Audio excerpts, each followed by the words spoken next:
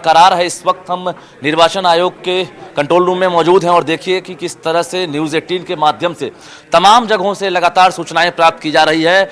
अररिया, पूर्णिया, कटिहार, मधुबनी, दरभंगा, सीतामढ़ी, तमाम जगहों से ईवीएम खराब होने की जैसे ही सूचना मिली, जैसे ही न्यूज़ 18 पर टेलीकास्ट होता है, उसके बाद जिला कंट्रोल रूम से यहाँ के अधिकारी संपर्क साधते हैं। तकरीबन 10 से 15 मिनट के भीतर या तो वीवीपैट बदला जाता है या फिर जो ईवीएम मशीन है उसको बदला जा रहा है। जाहिर है जो वोटिंग है उस पर कहीं से कोई असर नहीं हो, इसको लेकर तमाम जो अधिकारी हैं वो मुस्तैद दिख रहे हैं।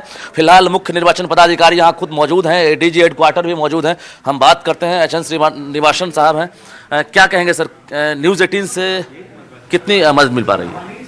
नहीं, देखिए, media is suppose to be the fourth pillar of democracy. आप लोग बहुत आप लोगों को देख रहा हूँ मैंने, आप लोग मतदाताओं को ये जागरूक बना रहा है, उन लोगों से अपील कर रहा है कि आप लोग घर से बाहर आइए, वोट कीजिए, लोकतंत्र के महापर्व में भाग लीजिए। तो बहुत अच्छा बात है, आप बहुत जिम्मेदारी से निभा रहे हैं।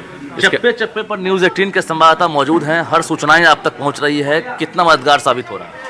बहुत मददगार साबित हो रहा है, क्योंकि हम लोग बहुत बार टीवी देख कर के ही ये डिसाइड करते हैं कि कहाँ ईवीएम वीवीपैट में खराबी आया है।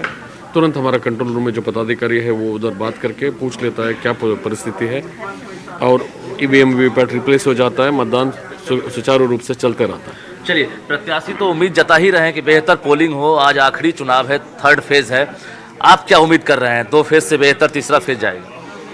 देखिए, ये जो थर्ड फेज का जो असेंबली कॉन्स्टिट्यूंसीज है, ट्रेडिशनली हाई वोटिंग परसेंटेज वाला इलाका है ये, और हम उम्मीद पिछले बार 60.51% हुआ था।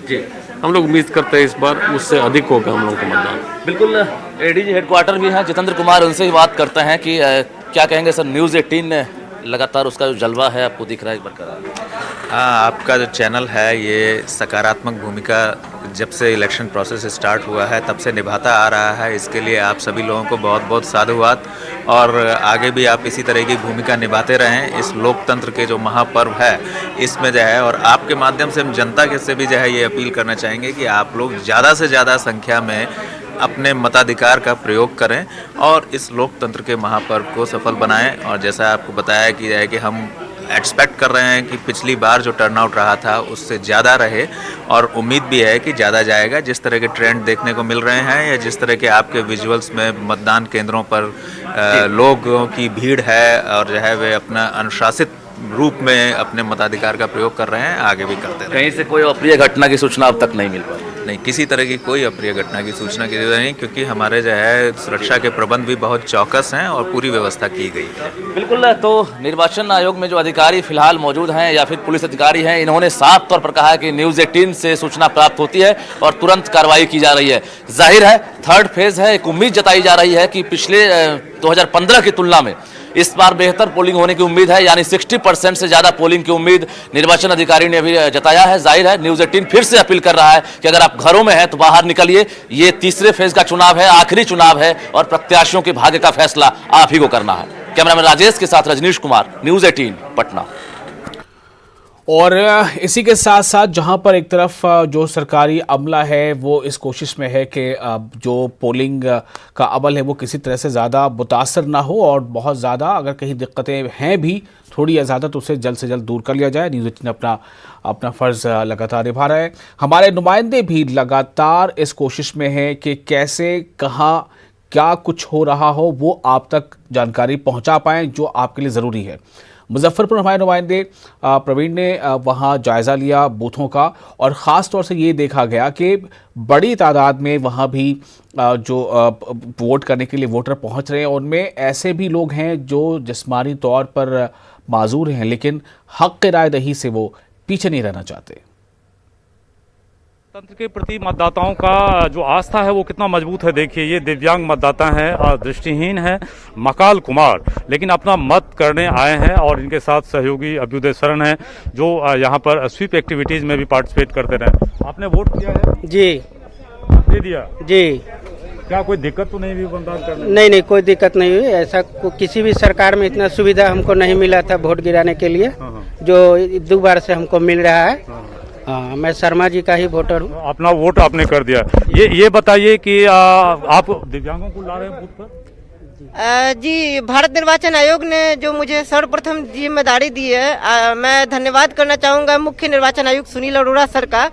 और इस बार सबसे पहली प्राथमिकता फॉर्म 12D जो घर बैठे वोट करने का जिम्मेदारी जो मेरे आश्वासन पे मतलब दिए थे उन्होंने, तो इस बार दिव्यांगों ने साबित कर दिखाया कि निशक्त नहीं है, निशक्त सशक्त है। डिजेबिलिटी नहीं है, डिजेबिलिटी में एबिलिटी है। कितने लोगों को, दिव्यांगों को लाया है वोट पर? अब तक मैंने 25 से ज्यादा को वोट करवा दिया और 99% मतलब बिहार में दिव्यांग है जो उन्होंने सहमति दिया था कि हम बूथ पे जाके वोट करेंगे, घर पे बैठ के वोट नहीं करेंगे। तो सोच लीजिए। देखिए, ये छोटे कद के हैं जरूर अभ्युदय शरण, लेकिन इनका काम कितना बड़ा है। जो दिव्यांग घर में बैठे हैं, उन्हें दिक्कत हो रही है, उन्हें मोटिवेट करना, बूथों तक लाना और मतदान प्रतिशत बढ़ाने में दिव्यांगों की भी जो भागीदारी है उसको सुनिश्चित कराना, ये काम हो रहा है। और खुद आपने वोट कर दिया है और जो इनके साथी हैं दिव्यांग वो भी वोट किया है।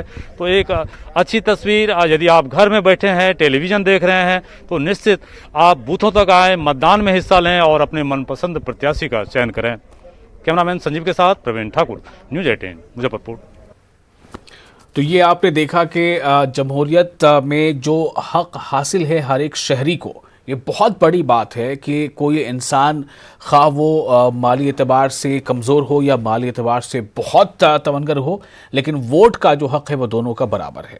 कोई इंसान चाहे वो खेत का किसान हो या फिर किसी फर्म का कोई मैनेजर हो या मालिक हो, लेकिन वोट का जो वैल्यू है वो दोनों का बराबर है। तो इसलिए इसकी अहमियत को महसूस करते हुए औकात है क्या? बीजेपी चाहेगी तो ये बाहर रहेंगे, अब बीजेपी नहीं चाहेगी तो ये जेल रहेंगे। बीजेपी चाह रही है, इसलिए 4 महीने से ईडी परेशानी कर रही है। सब कोई मिलकर आपको घेरने की कोशिश कर रहा है क्या सीमांचल में? भैया, मैं बिहार का बेटा हूं, बिहारी हूं। मैं कुम्हार का बेटा हूं, बिहारी हूं। सिर्फ सीमांचल का नहीं हूं। सीमांचल मेरा जन्म स्थान है और मैं महाभारत का अभिमन्यु नहीं हूं।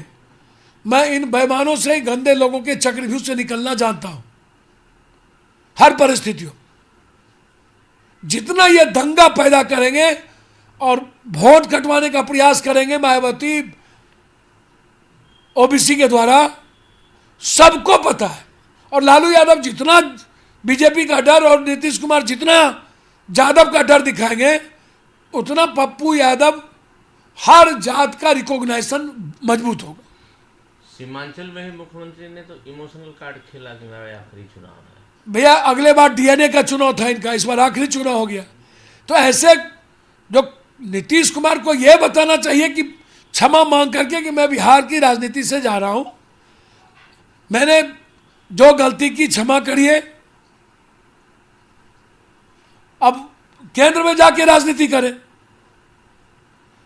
इतने मजबूर और दूसरों के सहारे जीने वाला व्यक्ति वो कैसे बिहार को बना सकता है? जो विपक्ष हमेशा भाग जाए, न पानी में, न चिमकी में, न प्याज में, न एनआरसी में, न कोरोना में, न फिर अपने बाढ़ में। 70 घाट का पुल इन्हीं के रीजन में तो बना, वो टूट गया, ये गए भी नहीं गोपालगंज। तो जो गोपालगंज छपरा को छोड़ दे मरते हुए और वो भी वोट की उम्मीद करे, अपने यहाँ वोट मिलता नहीं है, जो बना था खरा बना दिया। छपरा से जाएंगे कोसी सीमांचल, नालंदा से जाएंगे कोसी सीमांचल, गुजरात से आएंगे कोसी सीमांचल, कांग्रेस आएंगे कोसी सीमांचल, हैदराबादी बिरयानी कोसी सीमांचल, मुफ्ती मोहम्मद सईद कोसी सीमांचल, एमजे अकबर कोसी सीमांचल, शहाबुद्दीन आईएस कोसी सीमांचल, शहनबाज कोसी सीमांचल। ये चारक है क्या? बपोती है क्या इन लोगों की?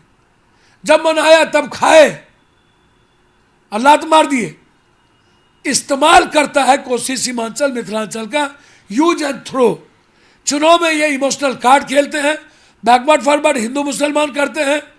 चुनाव में ये पैसे से हमारी गरीबी को खरीदता है और फिर 5 साल के बाद गायब हो जाता है। सीमांचल की जनता से क्या अपील करेंगे पप्पू जी? बस मेरा सिर्फ एक ही अपील है, जो सेवा करता हो उसकी मदद करें, अन्यथा सेवा हार जाएगी, फिर कोई सेवा नहीं करेगा, फिर कोई आपके लिए खड़े नहीं होगा। 10 तारीख के बाद सबका दरवाजा लग जाएगा, सब ऐशो आराम की जिंदगी जिएंगे, सब अपने अपने घर में सोएंगे, सब फार्म हाउस में सोएंगे, सब मजे लेंगे। 365 दिन सेवा सिर्फ पप्पू यादव ही करेगा। मेरी सेवादारी तो जारी रहेगी, लेकिन इन लोगों के लूट कभी नहीं रुकेंगे। 10 तारीख को अगर ऐसी परिस्थिति बनती है कि बिना पप्पू की सरकार नहीं, तो पप्पू यादव को क्या स्टेप? मैं ज्योतिष तो हूं नहीं, लेकिन 30 साल बनाम 3 साल मेरा जो एजेंडा है, उस एजेंडे पर मैं कायम रहूंगा। वर्तमान में जो 15 साल जिसने बर्बाद किया है, और जो वर्तमान गठबंधन का आरजेडी नेतृत्व है, इस दोनों छोड़ के कोई बात होगी।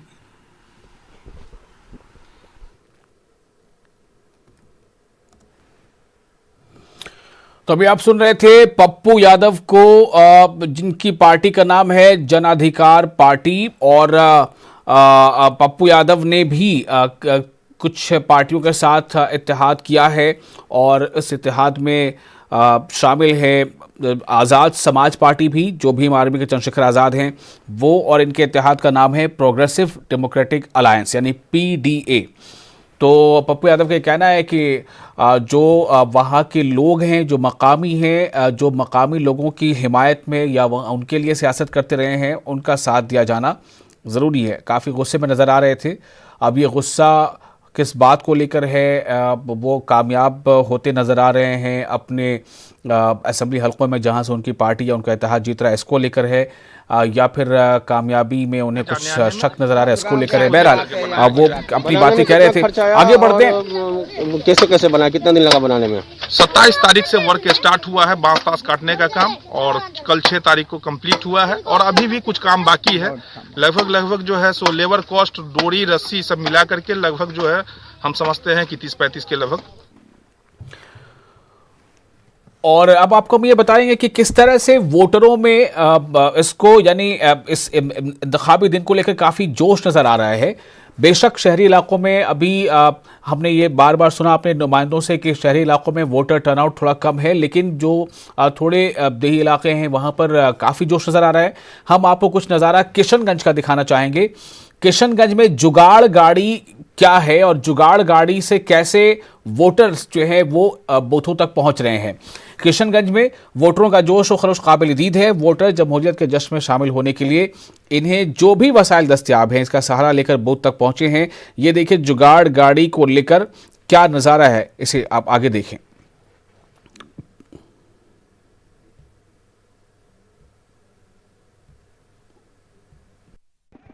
तीसरे चरण के मतदान का सबसे एक अनोखी तस्वीर आपको दिखाते हैं कि यहाँ पे गांव का एक पूरा परिवार जो है वो मतदान करने के लिए इस जुगाड़ गाड़ी के जरिए यहाँ पे पहुँचा है।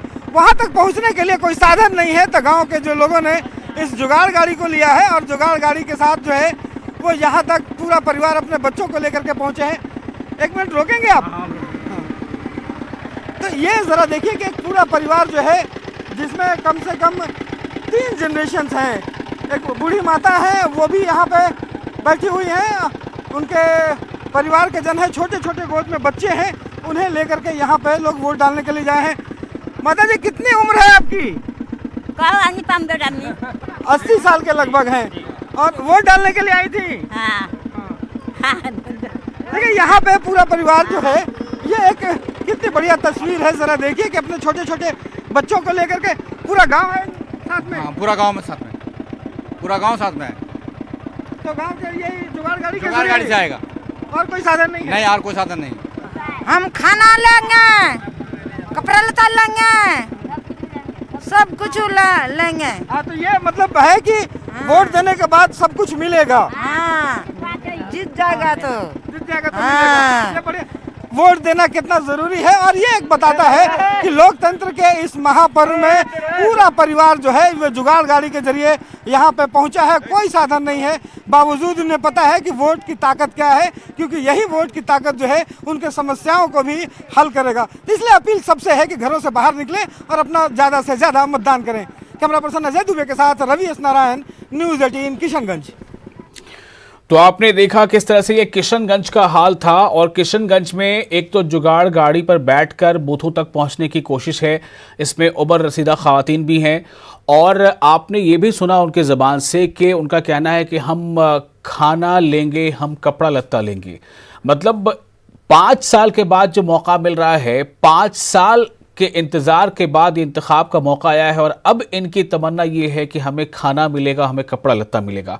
इससे आप ये अंदाज़ा कीजिए कि उन इलाकों का हाल क्या है, वहाँ तरक्की किस मयार पर है और वहाँ लोग किस हद तक अब जो वसाइल हैं उसके फुकदान का शिकार हैं। ये बहुत अहम चीज़ है। ख़ास तौर से अभी हमारे नुमाइंदे महफूज से भी हम बात कर रहे थे तो आपने सुना कि सीमांचल के इलाके में तरक्की बस नाम की है। कहीं कदार आपको हाईवे जो है, सड़कें अच्छी दिख जाएंगी, लेकिन जब जैसे ही हाईवे से जब अंदर किसी भी बस्ती का, किसी भी गांव का रुख करेंगे तो आपको वहाँ पे नज़र आएगा कि वहाँ ना तो अंदर फिर सड़कें बेहतर हाल में हैं, ना तो वहाँ पर जो तालीमी मराकज़ हैं वो उनकी हालत बेहतर है, ना वहाँ पर अस्पतालों की हालत बेहतर है। और बड़ी तादाद में वहाँ के लोग भी इसीलिए पलायन करके मुल्क के दूसरी रियासतों में, दूसरे बड़े शहरों में जाते हैं।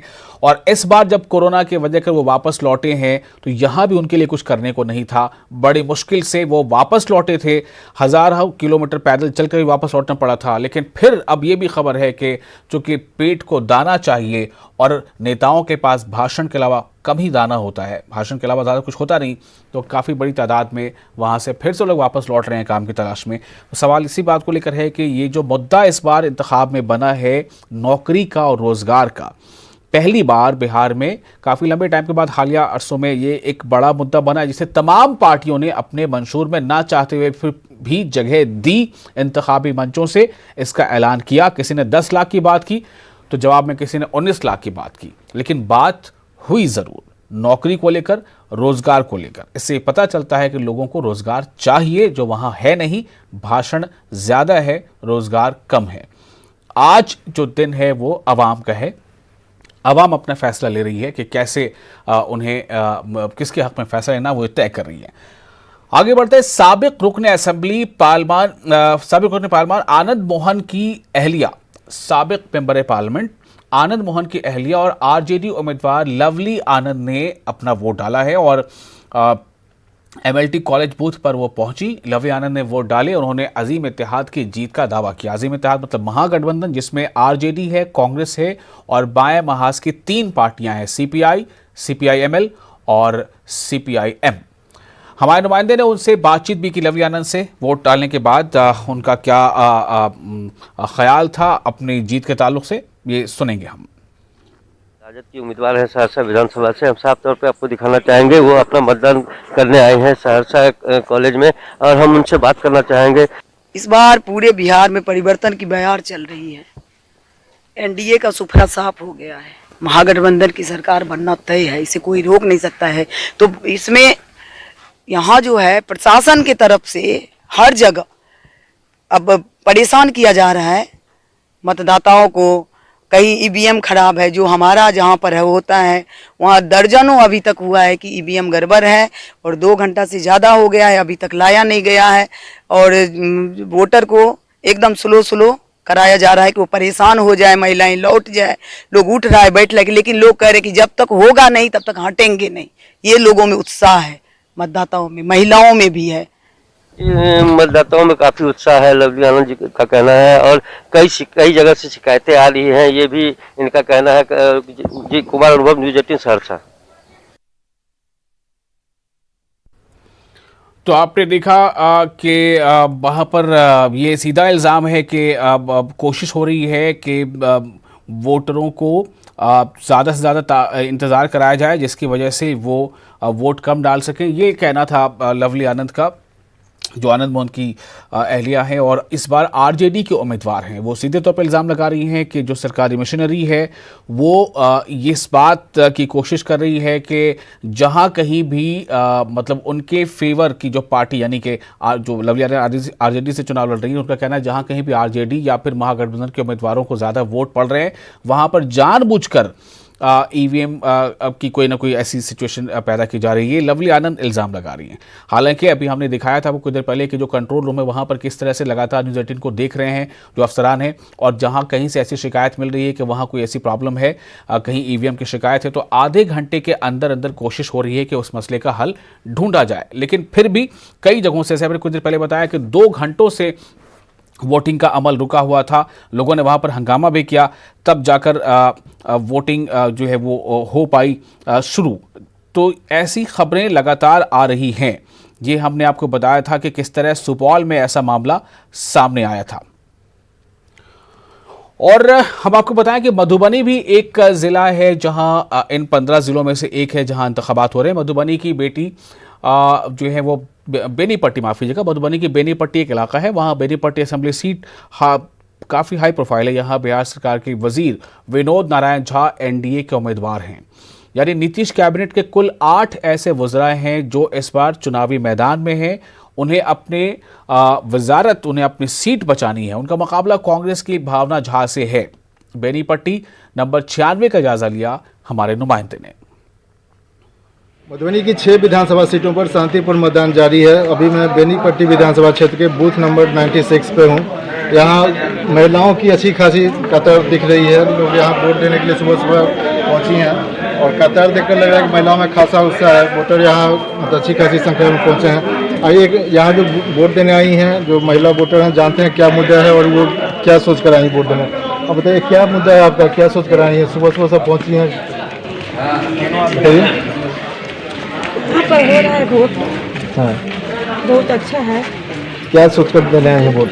गांव को विकास होने के लिए दे रहे हैं। तो ये विकास के मुद्दे पे वोट करने के लिए आई हैं। और बेनीपट्टी विधानसभा सीट ऐसे भी खास है, यहाँ पे बिहार सरकार के पीएचडी मंत्री विनोद नारायण झा भी यहाँ चुनाव मैदान में हैं। बताइए क्या यहाँ मुद्दा है बेनीपट्टी में, क्या सोच रहा है? बेनीपट्टी में तो मुद्दा है विकास का, रोजगार का, इसी पे लड़ाई चल रहा है। वोटिंग के बाद 10 तारीख को जब काउंटिंग होगी उसके बाद पता चलेगा कि लोग यहाँ बदलाव के लिए वोट कर रहे हैं या बरकरार रखने के लिए वोट कर रहे हैं। अमित रंजन, न्यूज़ 18 मधुबनी। और इसी बीच चुनाव को लेकर कहां से कुछ दिक्कतें आई हैं वो आपको हम एक एक करके बताते हैं। सिकटा जो असेंबली हलका है, सिकटा असेंबली हलके के बूथ नंबर 132 पर वोटिंग का अमल रुक गया।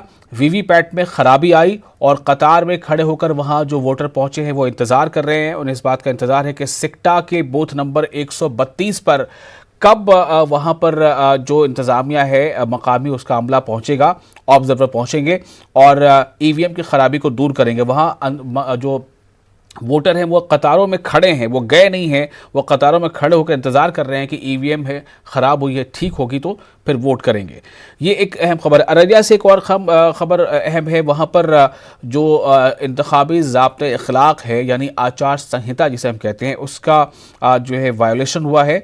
और ये खबर ये आ रही है कि आरजेडी के उम्मीदवार जो है वो चुनाव निशान का लोगो लगाकर वो वोट करने पहुंचे थे। आरजेडी के जो उम्मीदवार हैं उनका नाम है सरफराज आलम। तो डीएम ने कहा है कि कार्रवाई होगी। एक बार फिर से आपको बता दें कि अररिया से एक अहम खबर है। अररिया में इंतखाबी ज़ाब्ते अखलाक की खिलाफ वर्जी का मामला सामने आया है। आरजेडी के उम्मीदवार सरफराज आलम पर ये इल्ज़ाम लगा है और डीएम ने कहा है कि उन पर कार्रवाई होगी, चूँकि वो चुनावी निशान लेकर, पार्टी का जो सिंबल है वो लेकर वोट करने पहुंचे थे। जोकीहाट के बूथ नंबर 110 का यह मामला है। अररिया के जोकीहाट असेंबली हलके के बूथ नंबर 110 में आरजेडी के उम्मीदवार सरफराज आलम पर यह इल्ज़ाम है कि उन्होंने इंतखाबी ज़ाब्ते अखलाक की खिलाफ वर्जी की है। और जमहूरियत के जश्न में पहली बार शामिल होने वालों की भी बड़ी तादाद है। पहली बार हक़ राय दही का इस्तेमाल करने वाले बदउनवानी यानी करप्शन, रोजगार और आलूदगी को अहम मुद्दा मानते हैं। रक्सौल में फर्स्ट टाइम वोटर से हमारे नुमाइंदे ने बातचीत की और उनकी राय जानना चाहा कि मुद्दों को लेकर उनकी राय क्या है, कौन कौन से ऐसे मुद्दे हैं जो इस बार इंतखाब में बहुत अहम है उनकी नज़र में। हम हैं अभी रक्सौल शहर के मतदान संख्या केंद्र संख्या 45, 46, 47 यहाँ से 3 मतदान केंद्र बनाए गए हैं। यहाँ पर जानते हैं कुछ पहली बार बच्चियाँ जो है वोट देने आई हैं, उनका क्या अनुभव है, क्या महसूस कर रहे हैं? बहुत अच्छा महसूस कर रहे हैं। हम चाहते हैं कि हमारे बिहार में विकास हो, इसीलिए वोट देंगे। विकास का क्या उम्मीद है, विकास के अलावा और क्या क्या चाहती है? और यहाँ की सड़कें, सब चीज़ें अच्छी हो जाए, शिक्षा वगैरह सब अच्छी हो। तुम वोट पहली बार दे रही हो, कैसा महसूस हुआ? मैं बहुत अच्छा महसूस कर रही हूँ। सबसे पहले तो सरकार को ये स्टूडेंट के लिए कुछ करना चाहिए, उनकी नौकरी के लिए, क्योंकि पिछली बार जो NTPC का जो एग्ज़ाम होने वाला था इस पर नहीं हुआ, लेकिन ये उसी को सरकार को मतलब जल्दी करना चाहिए और जितने सारे मतलब स्टूडेंट हैं उनको जल्दी से जल्दी नौकरी देना चाहिए। बहुत सारे स्टूडेंट सरकार से और क्या क्या अपेक्षा है रोजगार के अलावा? रोजगार के अलावा जो यहाँ पे जो मतलब जो वातावरण है, जैसे मतलब रेप हो रहा है, उनके अगेंस्ट कुछ करना चाहिए। सरकार से यही अपेक्षा है कि रक्सौल का जो सड़क है जो कभी नहीं सुधरा है वो सुधर जाए और स्टूडेंट के लिए बेरोजगारी पे कुछ काम किया जाए। बच्चियों का फर्स्ट टाइम वोटर का कहना है कुछ को स्थानीय समस्या है, कुछ लड़कियां कह रही हैं जो स्थानीय जो सड़कें हैं वे बदहाल हैं, प्रदूषण की समस्या है, जबकि कुछ बच्चियां रोजगार को लेकर चिंतित हैं। वे चाहती हैं कि उन्हें समय से रोजगार मिले और भ्रष्टाचार मुक्त और मजबूत सरकार का निर्माण हो रहा है। अशोक कुमार, न्यूज़ 18, रक्सौल। तो बेरोजगारी एक बड़ा मुद्दा है। ये जो है जो नए वोटर्स हैं पहली बार जो शामिल हो रहे हैं उनके ज़बान पर बार बार ये बात आ रही है, यानी कि उनको रोजगार चाहिए, उन्हें बेहतर तालीम चाहिए और विकास तो खैर कुछ सालों से एक चुनाव की एक हम कह सकते हैं कि एक मजबूरी बन गई है। चुनाव में जब लोग किसी से आप पूछते हैं तो कहते हैं विकास हुआ ये कहना चाहते हैं या विकास नहीं हुआ ये कहना चाहते हैं, ये आपको खुद से समझना पड़ेगा। बहुत शुक्रिया, आप बने रहे न्यूज़ 18 उर्दू के साथ। इंतखाबी जंग पर लगातार अपडेट्स जारी है। एक छोटा सा ब्रेक के बाद हमारे साथ ही आकर सना इस प्रोग्राम को आगे बढ़ाएंगे।